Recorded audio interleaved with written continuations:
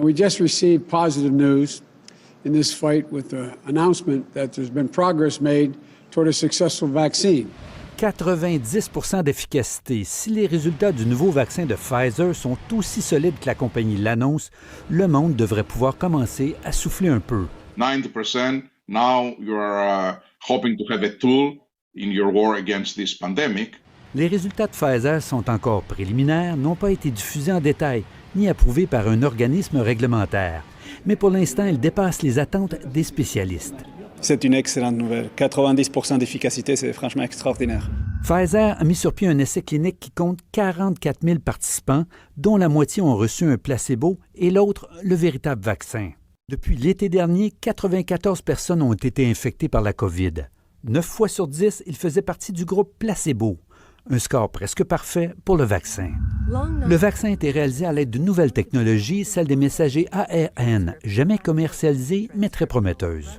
C'est des vaccins qui génèrent une réponse anticorps assez forte, qui pourrait potentiellement diminuer dans le temps. Donc la question maintenant, c'est de savoir pendant combien de temps cette efficacité des 90% est maintenue. Le Canada a conclu récemment une entente avec Pfizer pour obtenir au moins 20 millions de doses de ce vaccin qui doit être conservé à moins 80 degrés Celsius et administré à 2 reprises pour atteindre un maximum d'efficacité. Les travailleurs de la santé et les gens âgés et malades devraient être les premiers à le recevoir. Et on s'attend à ce que ça arrive normalement dans les 3 premiers mois de 2021. Évidemment, on va commencer avec des populations prioritaires pour les vaccinations. Malgré la réaction très favorable autour de l'annonce, plusieurs questions sur le vaccin demeurent. Verra-t-on apparaître des effets secondaires à long terme, des mois ou des années après l'avoir reçu?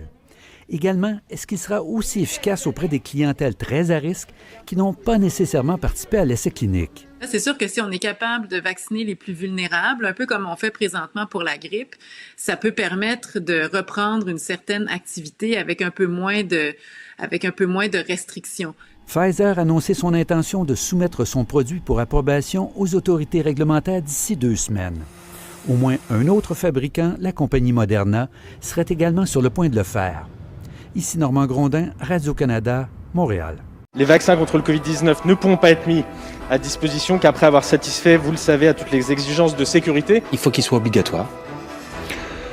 Oui. Je n'en suis pas encore à cette conclusion d'une obligation, mais il faut vraiment se poser la question. J'imagine que l'adhésion des Français à pouvoir être protégés par un vaccin sera massive. Moi, je ne suis pas contre un vaccin obligatoire. L'aspect obligatoire d'un vaccin me heurte même intellectuellement. J'aimerais déjà qu'on rende aux médecins la liberté de prescrire. La promesse d'un vaccin contre le Covid au début de l'année prochaine, le retour du vote par correspondance et la candidature de Jean-Luc Mélenchon à la présidentielle de 2022. C'est le sommaire du Petit Coup de Bourbon, numéro 94.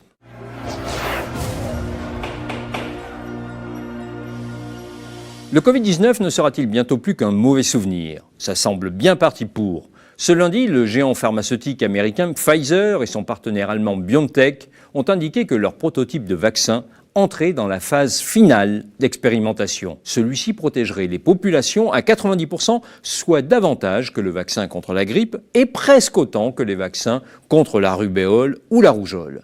Les premières vaccinations pourraient intervenir dès janvier 2021.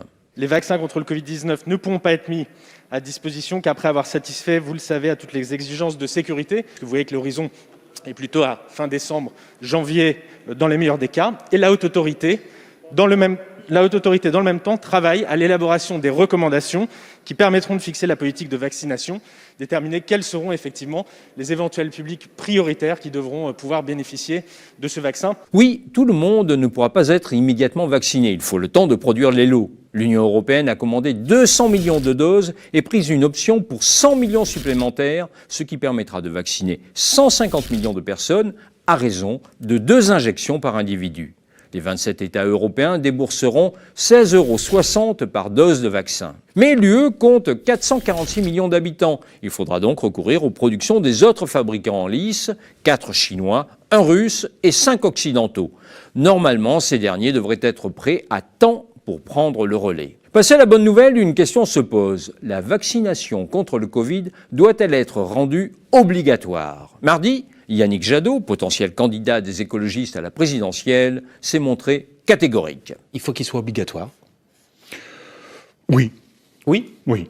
Pour le communiste Sébastien Jumel, il n'y aura pas besoin de forcer qui que ce soit. J'imagine que l'adhésion des Français à pouvoir être protégés par un vaccin sera massive et que dans la patrie de Pasteur, quand on se protège soi-même, on protège l'autre. Et donc la généralisation du vaccin et donc le caractère obligatoire du vaccin ne se posera pas parce que les Français y adhéreront. C'est faire peu de cas de l'écho que rencontre le discours anti-vaccination. Selon l'Ipsos, seulement 54% des Français accepteraient de se faire vacciner au cours de la première année suivant la commercialisation du vaccin. Parmi ceux qui refusent, 32% redoutent les effets secondaires que pourraient provoquer les adjuvants. Je crois qu'il faut que le débat soit dès maintenant posé.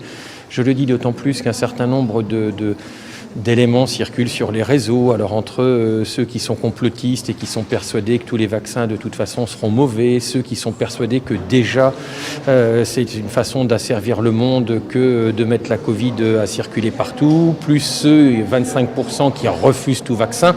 Enfin, vous voyez bien qu'à un moment, le débat il doit être autrement que par les réseaux et public. Donc oui, je n'en suis pas encore à cette conclusion d'une obligation, mais il faut vraiment se poser la question. Je le disais au début de ce sujet, il ne sera pas possible dans l'immédiat de vacciner tout le monde. Il va donc falloir déterminer les publics cibles.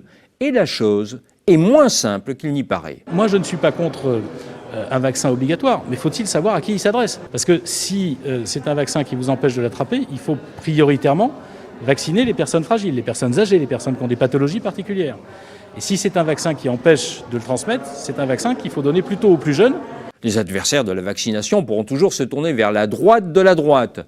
On s'y montre nettement plus compréhensif. Moi, je suis attaché aux libertés individuelles et je pense que autant on peut faire en sorte d'inciter très favorablement, très fortement les populations exposées, les personnes âgées, mais aussi les soignants à pouvoir se vacciner, autant l'aspect obligatoire d'un vaccin me heurte même intellectuellement. Je me méfie beaucoup. J'aimerais déjà qu'on rende aux médecins la liberté de prescrire les médicaments qui peuvent soigner et qui ne font pas de mal.